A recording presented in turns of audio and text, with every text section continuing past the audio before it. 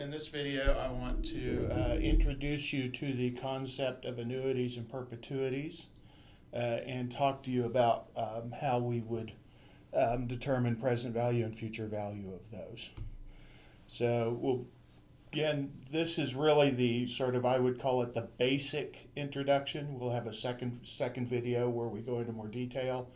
But in this, I primarily want to give you examples and definitions, show you what I call the brute force method for valuing these things, which just uses the same multi-period present value, future value tools you've already learned. And then I want to show you a couple of shortcuts that will maybe be a bit more efficient. So the first thing is, what is an annuity? In a nutshell, it's a series of defined payments paid or received at regular intervals over a defined period. Key thing for annuities is that the payments happen at regular intervals over time. You can define them in terms of sort of four characteristics: payment, period, timing, and term, PPTT. I use that sort of acronym to remember them, PPTT. So payment can be either simple or growing. A simple payment means that in each period, the payment is the same amount as it was in the prior periods. If it is a growing annuity, then the payments grow by some percentage each period. Now, that's the typical case, is that they grow by a percentage. They can grow in other ways. That growth just has to be consistent. So, for example, they could grow what we would call additively or arithmetically, where, say, they grow by $5 each period or something like that. We won't address that here. It's a little bit more complex issue and a little less common issue to deal with in finance, but they can certainly do that. Second characteristic is period. Typical annuity, this is where the term annuity comes from, is that it's annual. It happens annually, but you can have subannual and superannual. This defines how frequently the periods happen. Again, the timing between the periods has to be consistent from one payment to the next, but they can be months apart, they can be years apart, they can be multi-years apart. They can actually be continuous. There are annuities that are considered to be continuous, even though that's sort of an odd concept in terms of payments. But that's sort of a weird special case that we don't evaluate here. We won't talk about, but it could happen. In terms of timing, the first T. Generally, there are two options. You have either an ordinary or I guess we'll call it an ordinary annuity or an annuity due. An ordinary annuity is one where the first payment's made at the end of the first period. And so the annuity starts on a particular date, and then a period passes, and then you get your first payment. And that's an ordinary annuity. Think of it kind of like you taking out a loan as an example. You take out the loan and then a period passes before you have to make your first payment, and that's the typical situation. The atypical situation is what's called an annuity due, and in this case, on the day that the annuity starts, you get your first payment, and then every first beginning of each period, you get your subsequent payments. So the time in between the payments is still the same length. It's a period, but you're getting all of them at the beginning of periods instead of the end of periods.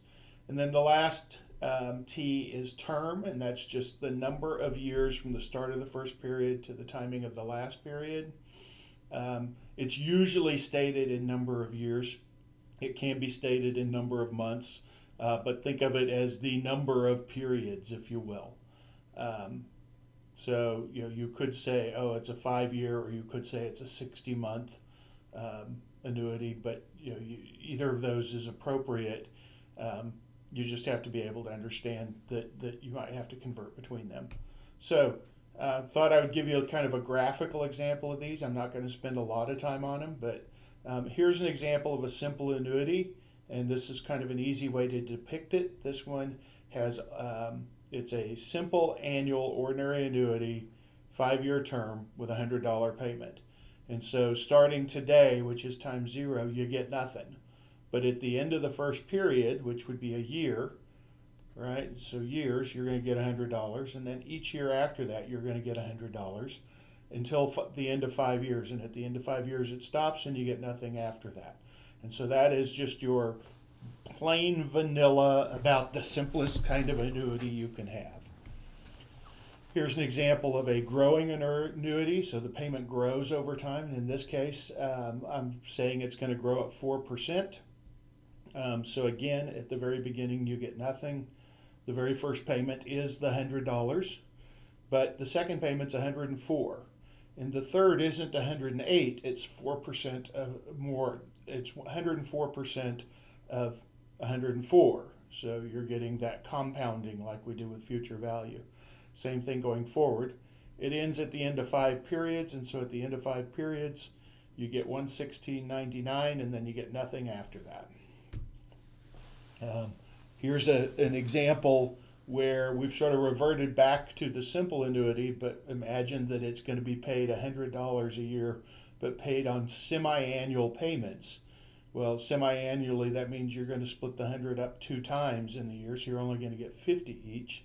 So again, at the beginning, you get nothing. 6 months in, you get $50. A year, you get $50. Every half year after that, you get $50. Right up until the end. So 1, 2, 3, 4, 5, 6, 7, 8, 9. You get 10 payments instead of 5. That makes sense. But they're $50 each, and then nothing after that. Or you could go biannual, which would be a super annual example. So every other year. So again, this one, let's just say, is $200 payments, but it's paid biannually over 10 years. So here you get nothing at the beginning, nothing at the end of the first year, $200 at the end of the second, nothing at the end of the third, $200 at the end of the fourth, and so on. Last example, we're going back again to a simple annual annuity, but this is an annuity due. And so in that case, you're getting $100 right up front today, and then you're getting it at the beginning. Think of it as either the beginning of each year or the end of the prior year. We usually think of it as the beginning of each period. So you're getting it now, beginning of year 1, beginning of year 2.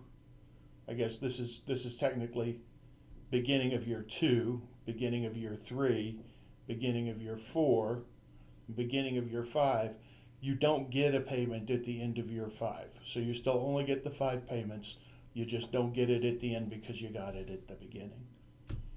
So, what are some examples? Why do we use annuities? The answer to that is that annuities, or some version of an annuity, is used a lot in finance. For example, as I said before, car loans are really annuities.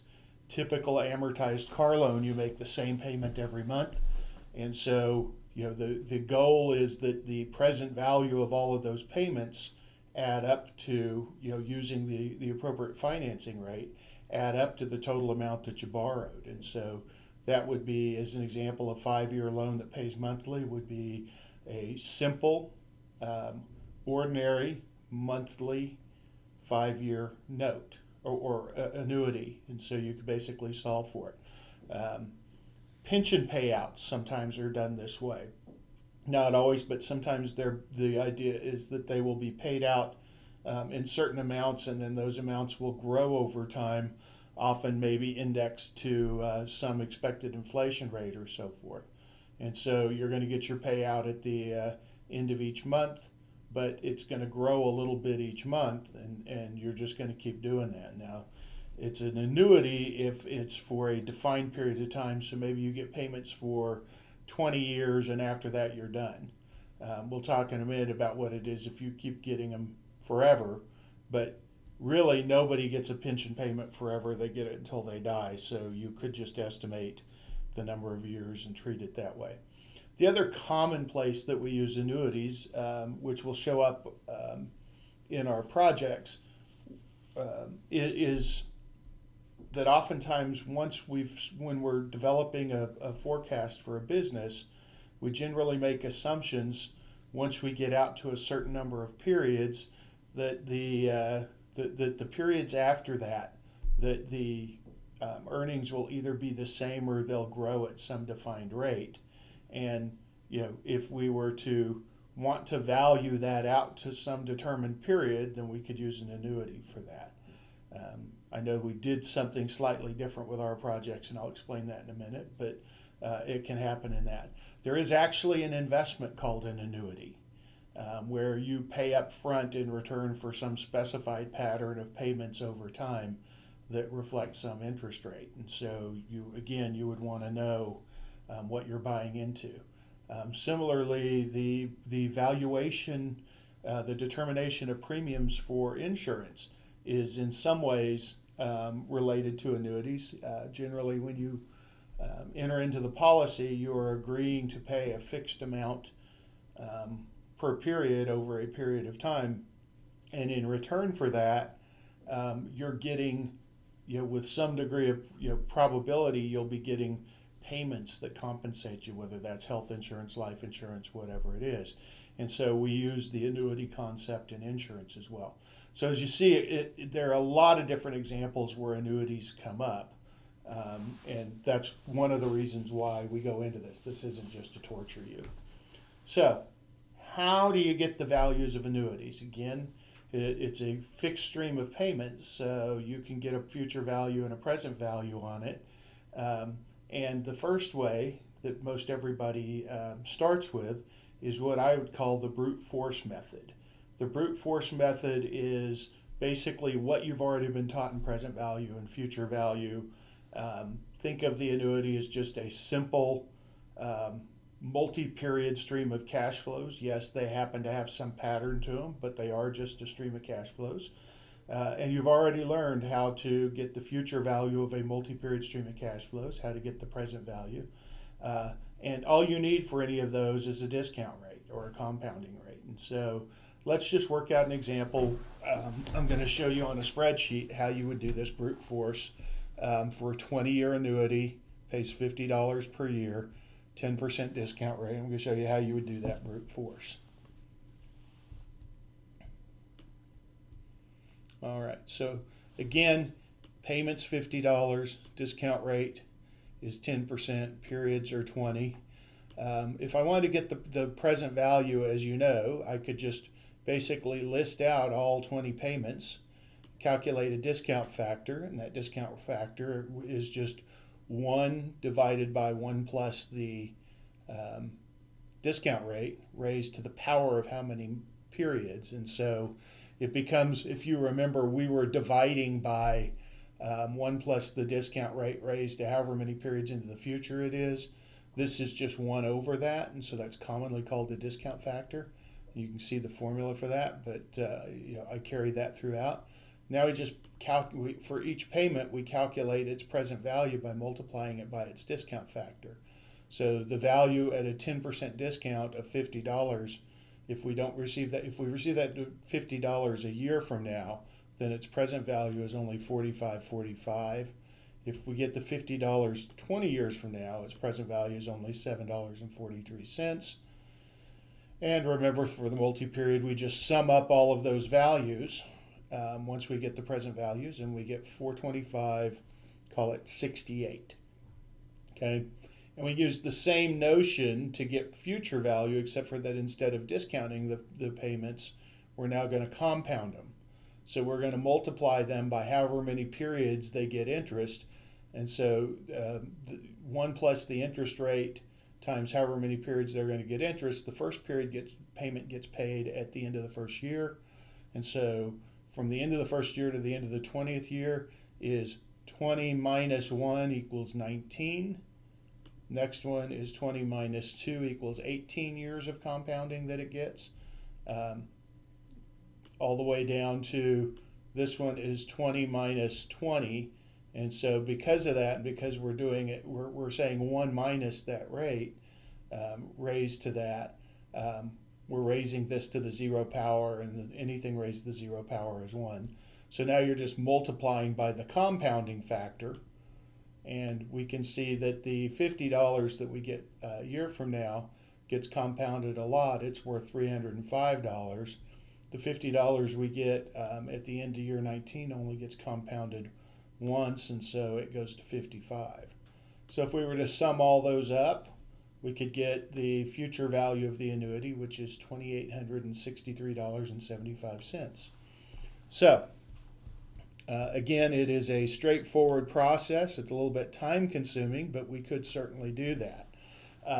So the deal with the brute force, it does always return the correct answer, the correct value for present value, correct value for future value.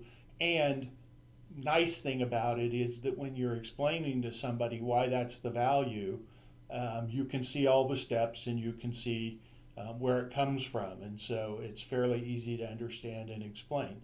The downsides to it are that it does take a little bit of time and expertise to set up. It would be really difficult for you to do that on a calculator if you didn't have a spreadsheet. Be a lot of steps to it, and it would take time. And then imagine that you had to use that to program the values into a computer. Again, it would be a complex program. And so for a variety of reasons, folks have looked for shortcuts to try and be able to get those values without having to go through the brute force method. So,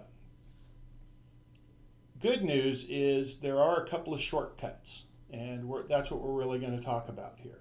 So the first of those shortcuts basically is that the present value of something is equal to the discounting of its future value, and vice versa. So shortcut one is that if we had wanted, for example, to just solve for the future value, which we did with brute force, we got 2863.75, then rather than having to go through all those steps to get to the present value, we could have just taken that future value and discounted it back at 10% for 20 periods. So by doing that, we would have got the 425.68. Now that's not just true with annuities, that's true with anything. So if you ever find yourself in a situation where you're asked to get the present value or the future value of something, or maybe both, and it's a stream, it's multiple cash flows, then this would be a nice shortcut for you to just calculate one of them and then go the other direction. Also, sometimes you'll find yourself in a situation where it's really easy for you to figure out one or the other. So say that somebody wants you to figure out the future value. It's really easy for you to figure out the present value, but it's a lot harder to figure out the future values of a cash flow stream. Just calculate the present value and then take that to the future as sort of a shortcut. All right. The other shortcut basically has to do with the use of perpetuities. So a perpetuity is a special kind of annuity that goes on forever. So rather than having a term that ends, the payments just keep going. So in our example, consider, that instead of the $50 a year ending at year 10, it keeps going to infinity, just on and on and on and on. Now, in the real world, there are very few examples of sort of simple perpetuities that you can think of off the top of your head. There is one that's actually an investment sold by the British government. It's called a console. And so the idea is that you pay them an amount of money up front, and in return, you and your heirs receive a certain payment forever from the British government. Now, I don't know if that's really forever or not. How will we know? The other commonplace that we think of perpetuities, again, is really going back to this business forecasting, where we think in terms of the business is going to go on forever. So again, maybe not forever, but for so long that we don't know how long it will last, and so we treat it as forever. And so we've got these forecasted earnings that are going to go on out in time for some undefined period of time. We often think of that as a perpetuity. So that seems like that's a much harder problem to solve than an annuity, but it turns out that it's actually not. For a simple annuity, smart politicians have basically found out that the present value of a simple annuity, so this is one that doesn't grow over a period of time, and this is an ordinary annuity, not an annuity due, but you don't need the term, and it, quite frankly, in this case, other than that you've got to get the right period and the right payment, or interest rate per period, the formula is simply the payment divided by the interest rate. Now, we have in the past taken for present value, we've done 1 plus the interest rate and then discounted it back for however many periods. In this case, there's no 1 and there is no number of periods. Wouldn't make sense to have periods since it's infinite. What would you put in as the periods? And so it's a very simple sort of way of doing the valuations. Now, that by itself doesn't help us. But now let's consider what would happen if we looked at 2 different perpetuities. So one starts today and pays $50, and the other one starts in year 20. And remember, a perpetuity in year 20 doesn't pay at the beginning of year 20. Right? It pays at the end of year 20. It pays at the end of year 21. So it's technically starting, it starts in year 21 and beginning of year 21, I should say. So it starts at the beginning of year 21 and continues on out. All right. So considering those 2 perpetuities, you can combine them in a particular way and consider what happens. What happens if we overlap them? So I've got this perpetuity that starts here today, and I overlap that with this perpetuity that starts here at the end of year 20, so the beginning of year 21. And again, it gets 0 here, but that's okay because this perpetuity gets 50 here, right? And then keeps on going out, okay? Well, that doesn't help us a whole lot, right? So all we've done is gone from getting 50 to getting 100 after 20 years. But what if we were to subtract the 2? And so now we get $50 starting at the end of year 1, all the way out to year 20. And then in year 21, the $50 we would have gotten from the first perpetuity is eliminated by subtracting the $50 we get from the second perpetuity. And so it's 0 from here on out. And so now we have something that looks like an annuity, a 20-year annuity.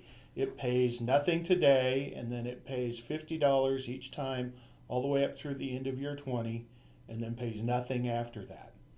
So basically, by taking the difference between the 2 perpetuities, we can create an annuity. All right? Now, that seems like a long way to go, but because there's that formula that simplifies the valuation of present value for a perpetuity, it actually makes things easier. So, consider this. Let's see, we've got, again, our $50 annuity annual discounted at 10%. If we use the present value of perpetuity 1, the one that starts today, we get a value of $50. Now we want to get the value of perpetuity 2 that starts 20 years from now. We want its present value. So at year 20, that thing has a value, so the end of year 20 has a value of $500. It's the same thing as this, right? But we now have to take that value and discount it back from end of year 20 to today. So we're going to discount that value back at 1 plus the discount rate raised to the 20th, and that becomes $74.32. And now we simply subtract $74.32 from the $500, and I'm going to remove that real quick, from the $500, and we wind up with $425.68. And lo and behold, if you look over here, remember we had 425 about 68, and so sure enough, that method works. Okay. So, kind of neat that by basically going through that step, we no longer have to do the brute force method. Now, I will tell you this formula, the way I use it, right, is basically you can simplify that out to this. It's, P over R minus P over R times 1 plus R to the negative nth, or divided by 1 plus R to the nth, however you want to do that. Again, that's just those two are just the differences in notation of whether I do 1 over an exponent or I do the negative of the exponent. So that becomes, in my view, a sort of easy, intuitive kind of formula. Again, P is your payment per period. R is the discount rate stated on a periodic basis. And N is the number of terms in the term of the annuity, so how many payments there are. Now, I will tell you that there are folks who have basically taken that formula and done a few rearrangements to it. So the first thing they might do is recognize that I have P divided by R in both of these terms, and so move it outside. So I'm going to make this a little bit bigger for that. So they might move the term outside and just replace it with a 1 here and kind of do the algebra on that. In which case you have the present value, that P plus R is just the present value of perpetuity 1 times this adjustment factor. So you don't even have to really, again, you just solve that value once and just plug in this factor. Or you can just, you can even, because you know that this is P over R, if you just wanted to have the payment by itself, you could basically take this whole side and divide it by R, and that's the present value interest factor for an annuity. And so it's just a question of having the payment times whatever that is. So those are all things that you can do. And if you find one of those formulas to be more intuitive or useful for you, or you want to use that, that's great. From my standpoint, I find the original formula more useful because I can just think of it as the present value of perpetuity 1 minus the present value of perpetuity 2. But I did, in fact, go ahead and solve using the other formulas so that you could see that they are going to give you the same value. So if you find those useful, if you want to use those, I don't care. You can get to those formulas by starting with this one and doing the simplifications. I am most interested that you have an intuition for why the value is what it is, and in fact that's how these formulas got derived. So you are going to need to at least be able to explain the intuition and be able to get to those formulas, those more mathematically simple formulas, if you're going to use them. Anyway, that's the basics of this, and so kind of leave you with that, and we'll do another video where we cover some more special cases of this. Thanks.